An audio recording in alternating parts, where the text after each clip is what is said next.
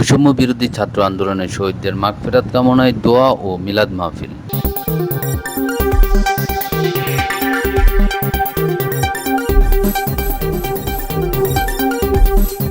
বৈষম্য বিরোধী ছাত্র আন্দোলনে ব্রাহ্মণবাড়িয়ার সন্তান মীর মুগ্ধ ও জাহিদুজ্জামান তানভীর সহ সকল শহীদদের আত্মার মাগফিরাত ও আহতদের সুস্থতা কামনায় ব্রাহ্মণবাড়িয়ার প্রগতিশীল সংগঠন আমরা বুড়ের সাথী আয়োজনে বিশেষ দোয়া ও মিলাদ মাহফিল অনুষ্ঠিত হয়েছে।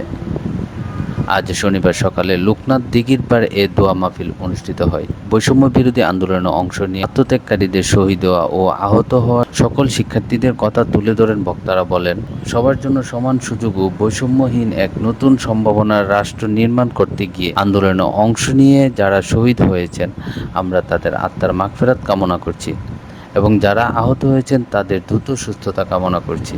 মিলাদ ও দোয়া মাহফিলে আলোচনায় অংশ নেন বিশিষ্ট ব্যবসায়ী এম.এ. কাশেম নাসিরউদ্দিন খন্দকার, রাহিমউদ্দিন রায়হান, এম.এ. নাসের বাহার, প্রবাসী স্বপন কুমার রায়, গৌরাঙ্গ সাহা, রাশেদ কবির আখন্দ, আব্দুস সালাম, ইস্কান্দার মির্জা, আরিফুল ইসলাম শামীম, আব্দুর রব, মোহাম্মদ নাসির হোসেন, হুমায়ুন কবির, কাজী হাবিবুর রহমান, মঈনুদ্দিন খাজা ও মনির খান সহ প্রমুখ। উল্লেখ্য, সারা দেশব্যাপী বৈষম্য বিরোধী ছাত্র আন্দোলন একসময় তীব্র থেকে তীব্র আকার ধারণ করেন। সারা দেশে নেই ব্রাহ্মণবাড়িয়ায় অনেক কৃতি শিক্ষার্থী শহীদ হন। এদের মধ্যে Bangladesh university of professional (BUP) এর ছাত্র মীর মুগ্ধ, ইসলামিক ইউনিভার্সিটি অব টেকনোলজি ইউনিভার্সিটির মেডিকেল ইঞ্জিনিয়ারিং সাবজেক্টের 17তম ব্যাচের শিক্ষার্থী জাহিদুজ্জামান তানভীর সহ বেশ কয়েকজন রয়েছেন। দোয়া ও মিলাদ মাহফিলে মোনাজাত পরিচালনা করেন পাইকপাড়া জামে মসজিদের সাবেক খতিব মাওলানা জুনায়েদ কাসেমী। এছাড়া অনুষ্ঠানে সামাজিক ও সংগঠনের সকল সদস্যবৃন্দ, বিভিন্ন শ্রেণী পেশার মানুষ